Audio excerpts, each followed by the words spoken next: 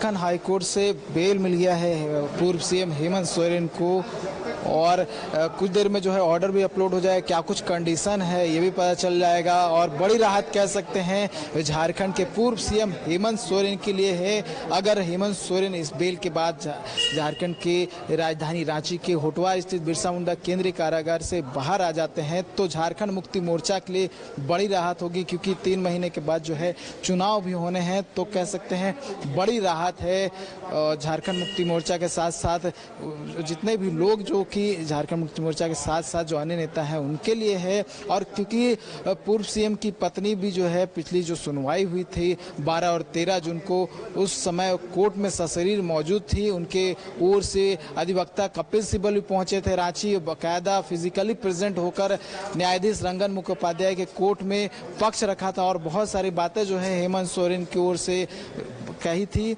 और आज जब फैसला आया है तो कहीं ना कहीं एक बड़ी राहत जो है हेमंत सोरेन को मिली है। हालांकि ये अब बात निकलकर सामने आ रही कि हो सकता है ईडी की ओर से इस फैसले को सुप्रीम कोर्ट में चैलेंज किया जा सकता है। हालांकि कुछ देर का इंतजार करना होगा कि ईडी इस पे क्या कुछ करती है, लेकिन बड़ी राहत जो है हेमंत सोरेन के लिए है, क्योंकि हेमंत सोरेन 31 जनवरी को गिरफ्तार हुए थे और लगभग 6 महीना बीत चुका है और 6 महीने के बाद जो है हेमंत सोरेन को राहत मिली है और कहीं ना कहीं जेल से निकलने का रास्ता भी जो है संभवतः साफ हो गया है, अगर ईडी सुप्रीम कोर्ट में इस फैसले को चुनौती नहीं देती है तो कह सकते हैं बड़ी राहत मिली है। आसिया, चलिए, बड़ी राहत नीरज, हेमंत सोरेन को लगातार इस पर चर्चा हो रही थी और सियासी गलियारों में भी इंतजार था। अब जेएमएम के लिए एक बड़ी राहत है, इंडिया गठबंधन के लिए बड़ी राहत है। राज्य में जब विधानसभा चुनाव हो रहे हैं, दोनों पक्षों की तरफ से क्या क्या दलीलें दी गई थी? क्या ये माना जाए कि जमानत पर अगर ईडी ऊपरी दरवाजा नहीं खटखटाती है, अगर ऊपर के कोर्ट में नहीं जाती है, सुप्रीम कोर्ट नहीं जाती है,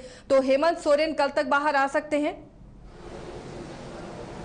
देखिए, यहाँ से ऑर्डर की कॉपी पीएमएलए कोर्ट यानी कि निचली अदालत में जाएगा और निचली अदालत में ऑर्डर कॉपी देखने के बाद बेल बॉन्ड भरा जाएगा और वहाँ से बेल बॉन्ड की जो कॉपी है वो जेल भेजा जाता है और वहाँ पर देखने के बाद जो है जमानत प्रदान की जाती है, वहाँ से छूटते हैं। तो ये प्रक्रिया है कोर्ट की।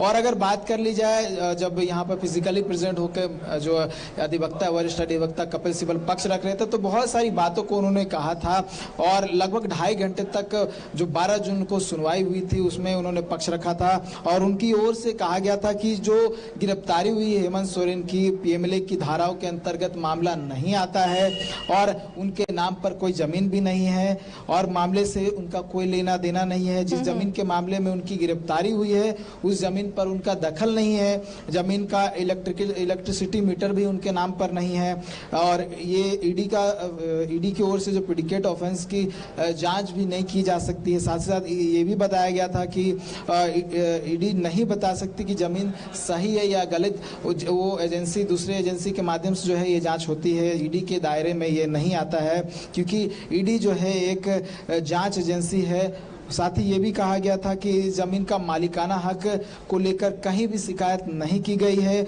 मामले में कोई दस्तावेज भी हेमंत सोरेन के नाम पर ईडी को नहीं बरामद हुआ है।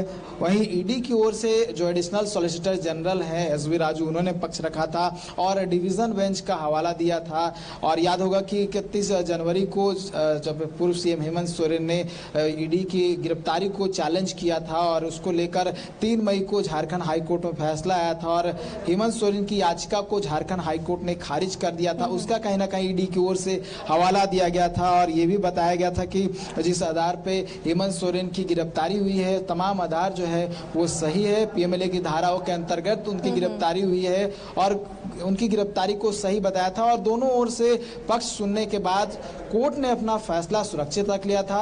12 तारीख को हेमंत सोरेन की ओर से वरिष्ठ अधिवक्ता कपिल सिब्बल ने पक्ष रखा था और वही बात करूं 13 जून की, तो 13 जून की वीडियो कॉन्फ्रेंसिंग के माध्यम से एडिशनल सॉलिसिटर जनरल ने ईडी की ओर से पक्ष रखा था और उसके बाद कोर्ट ने अपना फैसला सुरक्षित रख लिया था और कोर्ट ने आज अपना फैसला सुनाते हुए उनकी याचिका को एक्सेप्ट कर लिया है और जमानत प्रदान कर दी है। आसिया, चलिए, तो ये बड़ी राहत हेमंत सोरेन के लिए है नीरज, लेकिन दिल्ली के सीएम अरविंद केजरीवाल का मामला भी आप देख रहे हैं। जमानत उन्हें मिली, लेकिन फिर से ईडी उस मामले को लेकर ओपरी कोर्ट गई और वहां से उनके जमानत को रोका गया है। तो राहत मिलकर भी राहत नहीं मिली। इस मामले में फिलहाल अभी लग रहा है कि शायद हेमंत सोरेन बाहर निकल सकते हैं। अगर ईडी ऊपरी अदालत जाती है तो फिर ये लंबा मामला चलेगा।